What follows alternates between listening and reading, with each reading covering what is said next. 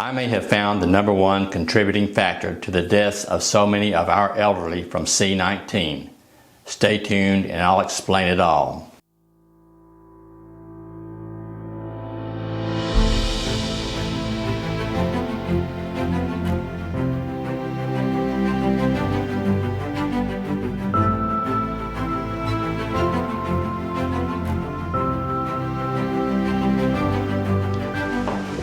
Hi, this is Philip Kurt, your third grandfather in Nashville, and I want to let you know that we may have discovered the number one contributing factor to most of the deaths from C-19 occurring in the elderly. I'm defining elderly as 60 and above, which may offend a lot of people. In a previous video, I explained that my doctorate degree is not in medicine, nor molecular biology, nor pharmacology. I'm repeating that now as well. Now I want to make it clear to you that you should not take any action based upon the information I'm providing, and if you need any health or financial advice, you should seek out a qualified expert in those fields.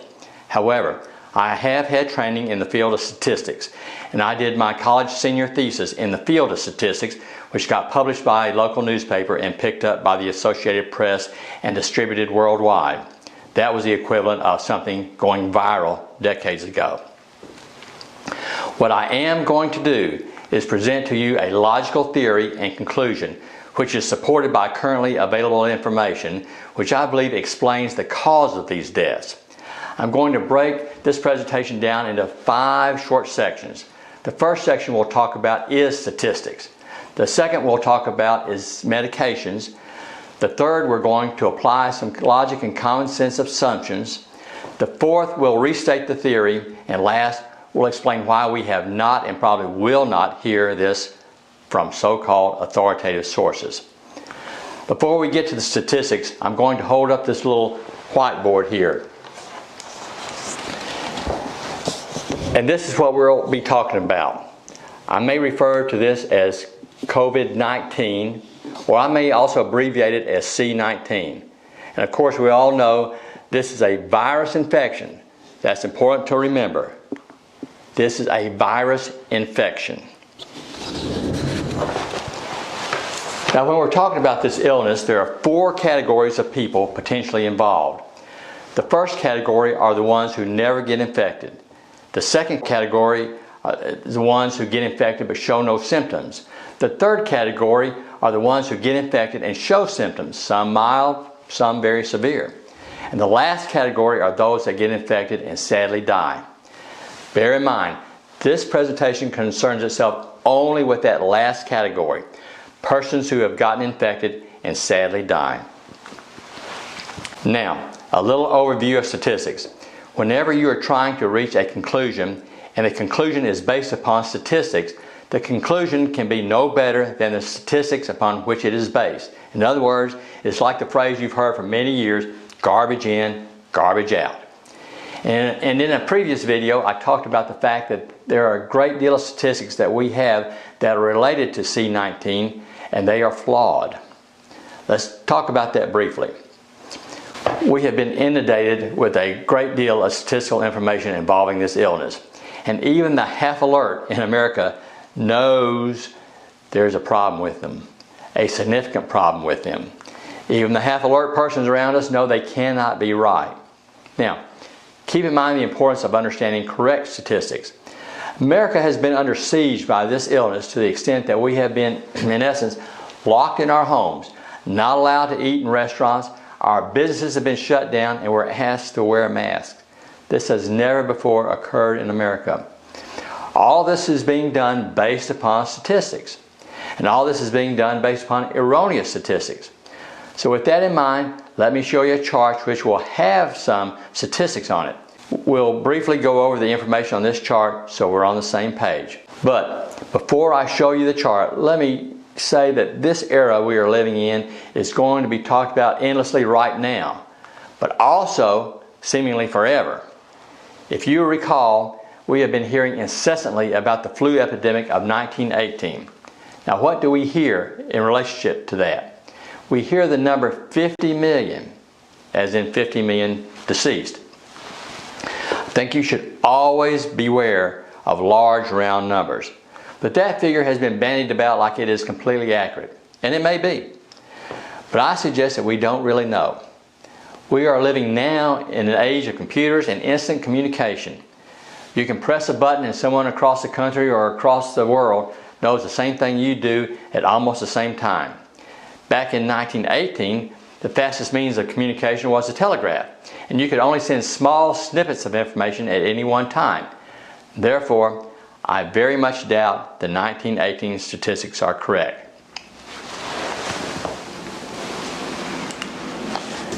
Now here's the chart.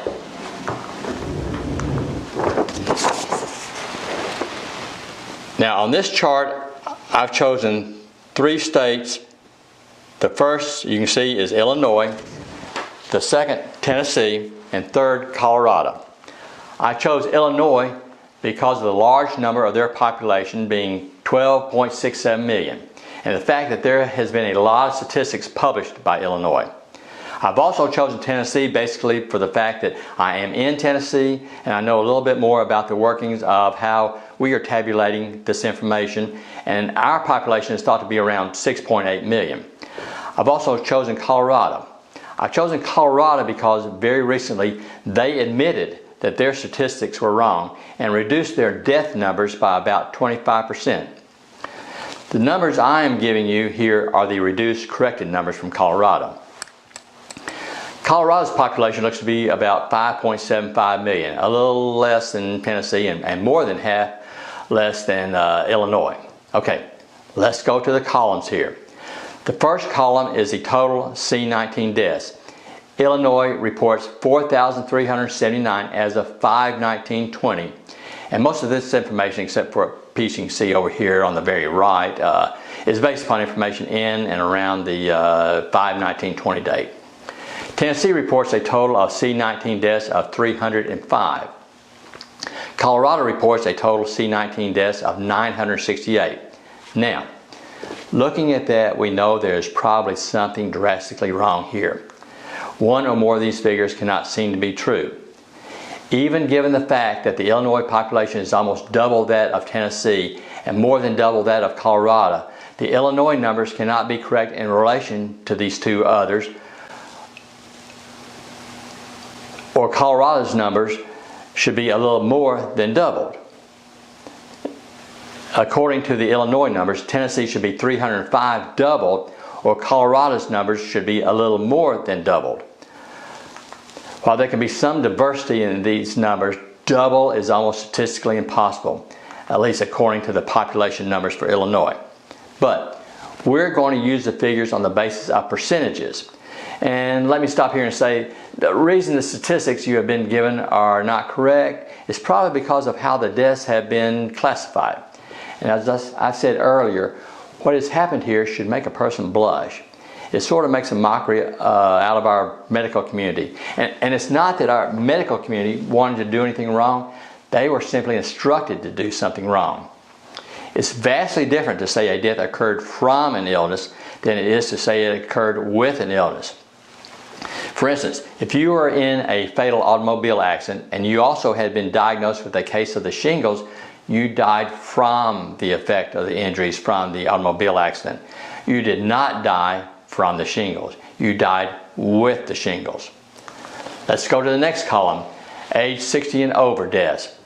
Of course, all of these deaths are theoretically attributed to C-19. Illinois reported 3,774, Tennessee reported 257, and simply notice that Tennessee calculates theirs with a 1-year difference. Theirs is 61 and above category, whereas the other two states are 60 and above. That's an insignificant difference for our purposes. And Colorado, 881. What I want to point out, and again, this is why we're using ratios and percentages, so if these figures are not completely accurate, they are accurate for the purpose of showing their relationships. So that the Illinois figure of 60 and over deaths is 86% of the total deaths. Tennessee, 257 is 84% of the total deaths. Colorado's 881 is 91% of the total deaths. This is a reasonably close statistical relationship. Those, however, ladies and gentlemen, are staggering percentages. Likewise, In the next column, these are the 59 and under. Note again that Tennessee is at 60 and under deaths. 605 for Illinois, which is 14%. 48 for Tennessee, 16%. 87 in Colorado, 9% of the total deaths. The last column is nursing home C-19 deaths. Approximately 2,000 in the state of Illinois, 108 in the state of Tennessee, and more than 515 for the state of Colorado. These also are staggering ratios. What you have in Illinois is that almost half of the C-19 deaths occurred in nursing homes. In Tennessee, 1/3. In Colorado, more than half. Again, staggering ratios. We'll come back in a moment to what this all means, but right now we're going to talk about medications. I'm going to show you another chart here, and this chart concerns only 4 medications. And I want you to keep in mind there are many more medications than what I am showing here. I'm just showing you 4 big ones here for a reason.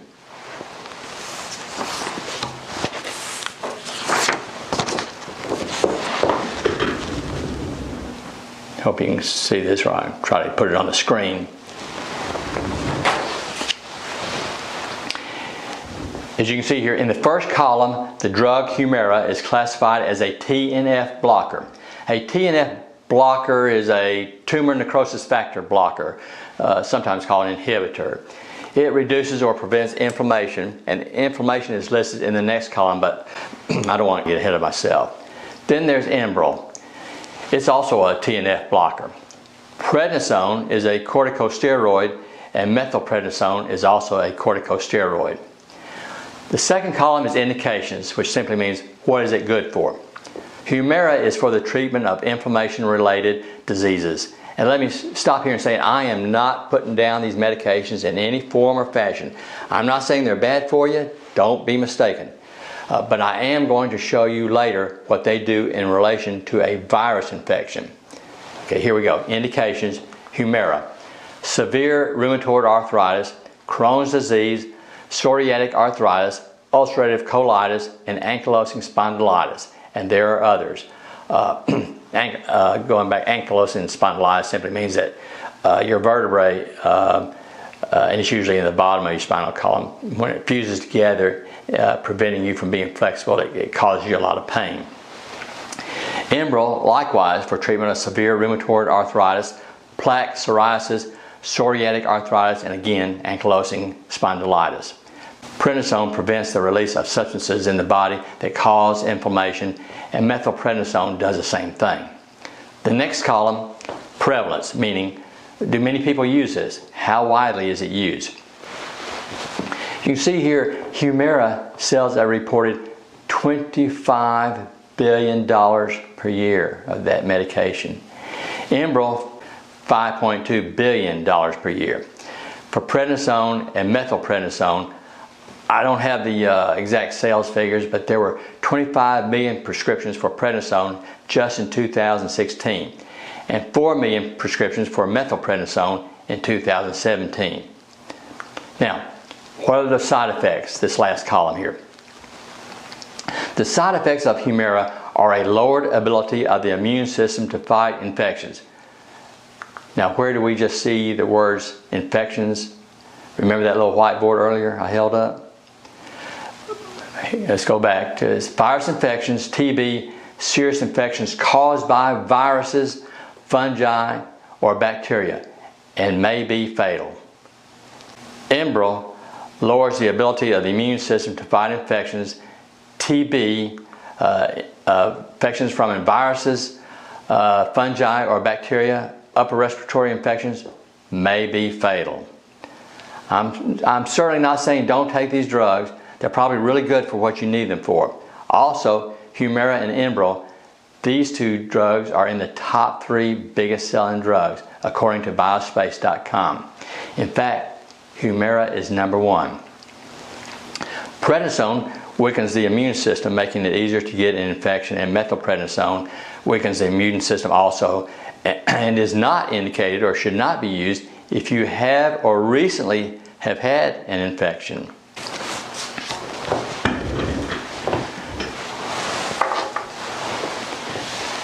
Now we're going to talk about some logic and common sense assumptions. Because there are several of them, I'm going to put them on the screen for you. Bear with me, I'm going to read these just in case you can't see them very well on the screen. It's probably a lot of print for the screen. Persons age 60 and over suffer more chronic illnesses than the under 60 group. Persons age 60 and over have more likelihood of having more than one comorbidity or illness than the under 60 group. Persons age 60 and over suffer more inflammation type illnesses such as rheumatoid arthritis, Crohn's disease, psoriatic arthritis, ankylosing spondylitis, etc. than the under 60 group.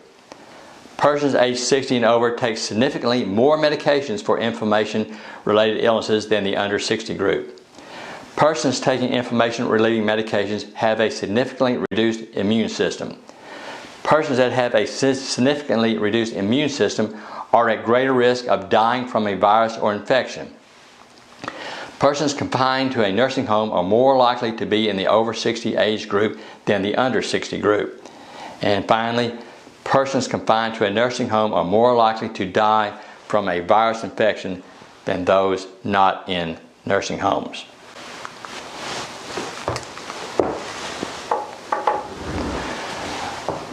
Okay, let's talk about the nursing homes and why I have made a separate category for nursing homes.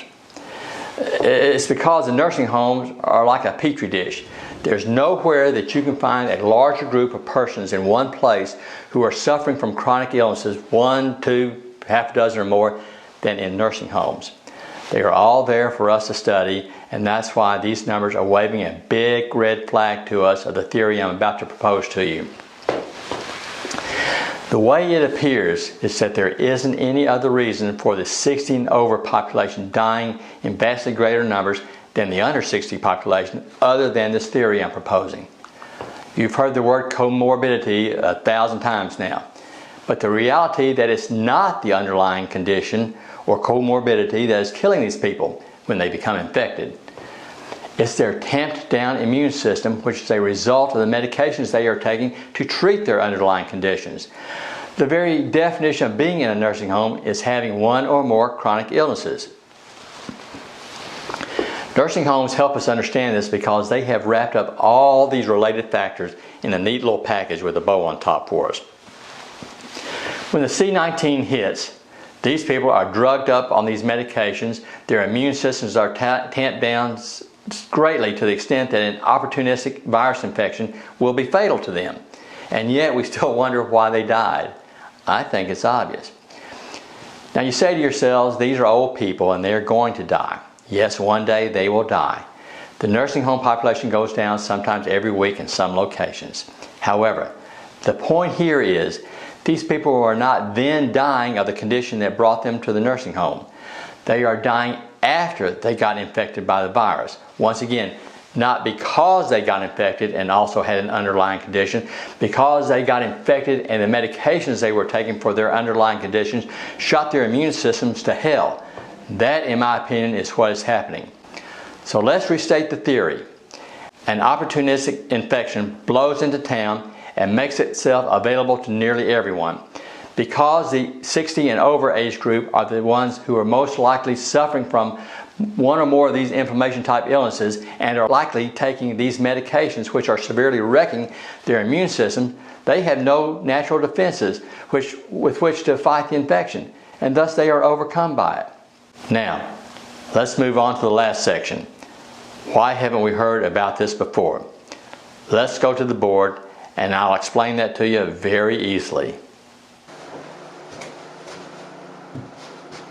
Okay, before I get to the why question as to why you haven't and probably won't hear about this theory, I want to make sure we understand the theory. Those 3 states I showed you, of all the people that died, 87% on average were 60 years old or older.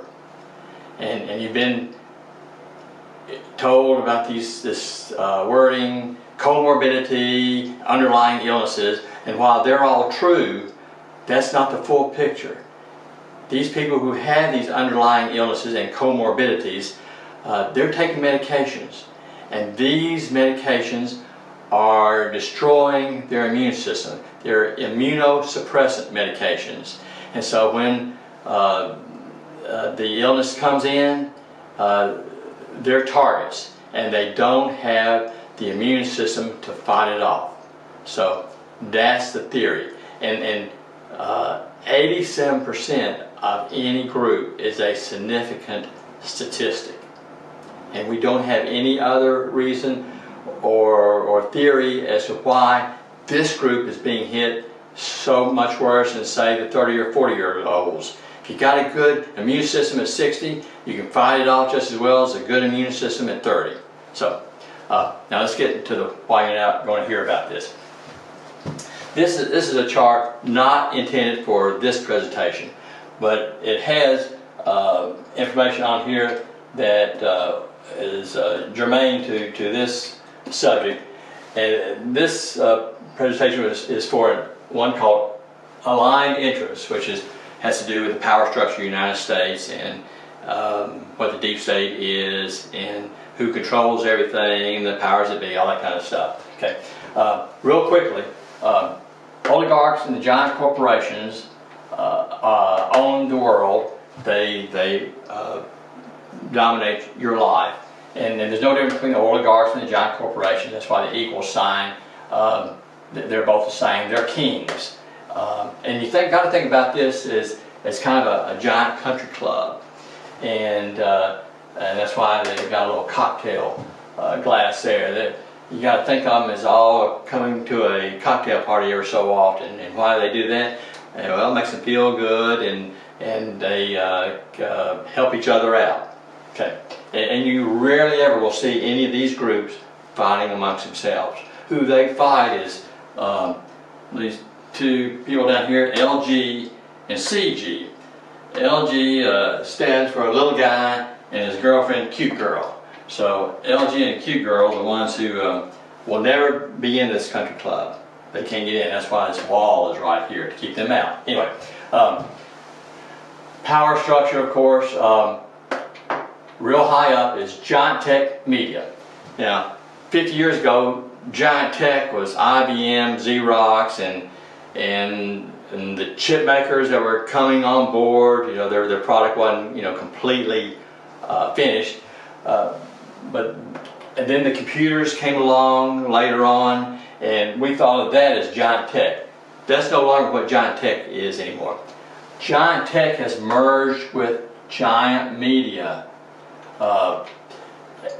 Old media, 50 years ago, were the old television networks, newspapers, and magazines. They're almost non-existent anymore. Now, the network TVs are hanging on, but not for too long. This group right here, you know, your Facebooks, your Googles, everything like that, they probably account for 95% of the information you receive. And so they are very powerful in persuading you to believe a certain way or not. Okay, skip down here, giant pharma. Giant pharma works hand in hand with NGOs, non-government organizations, universities, foundations, and charities. The amount of money between this group right here is just phenomenal. We blew past the millionaire era years ago, the billionaire era that kind of started in the 80s. We blew past that. We're now into the trillionaire era. We speak in terms of trillions now. Billionaire is so passé anymore. So, huge amounts of money here. They give huge amounts of money to giant tech media. And remember, they're all in the club. They want to help each other out. They've got, it's what's called interlocking. Members of one board of directors is also members of the other board of directors. So there's a cohesion there. They're not opposed to anybody. They're opposed to these guys right here. So they pay a crap load of money to this group here, so that this group here is kind of dependent on their money. In the old days, the old media would do what we call investigative journalism. That's gone by the wayside. That's almost unheard of now.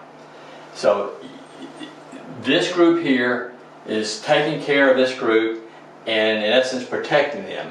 So if a theory comes along where it looks like, ooh, it's going to hurt this group here, this group circles the wagons and rallies to their rescue and protects them. So it's all about, of course, the money. And that's why you're not going to really hear about any medications causing a potential problem with this 60 and older group. They get so much money from that group, it's unbelievable. Now, so that's the reason. Can anything be done? Yeah, there is something that can be done. I'm talking to all you governors again. I made a video to my governor in the state of Tennessee to stop this lockdown madness and this contact tracing madness. But this is a video that could make any governor not only re-elected if that's available to him, but also make him the hero of his state, the United States, and possibly the whole world. Because these infections are not going to stop. They're going to keep coming over here year after year. They don't usually start here. They usually start in another country. So we have a little head start. We usually get a little warning. It's on the way. So what should these governors do? The reason I'm choosing governors is because they are in charge and oversee a state medical health department. They need to do a study, not a big $100 million study like this group would do to bring a new medication in. This would be a cheap study. All they got to do is assess and obtain the records of everyone who legitimately and without doubt died of C-19. Not their names, not their addresses, but get their ages, their underlying conditions, medical conditions, and any medications that they were on at the time they died. And what's that going to do?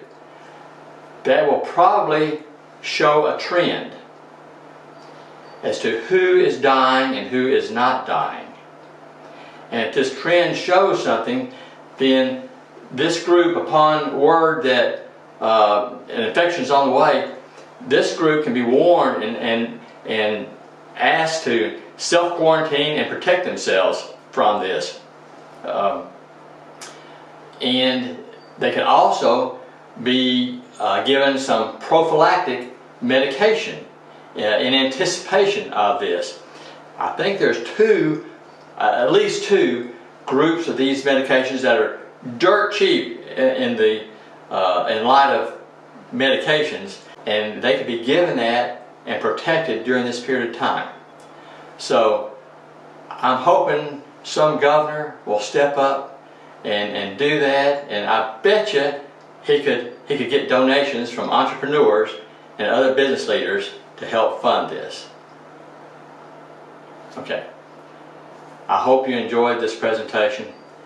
I hope you got something out of it. I have a bad habit of forgetting to ask people to subscribe, so please subscribe, and also please like this because it helps with the visibility of this video, and I want to get this out there to see if there are other people who might find this theory to be workable.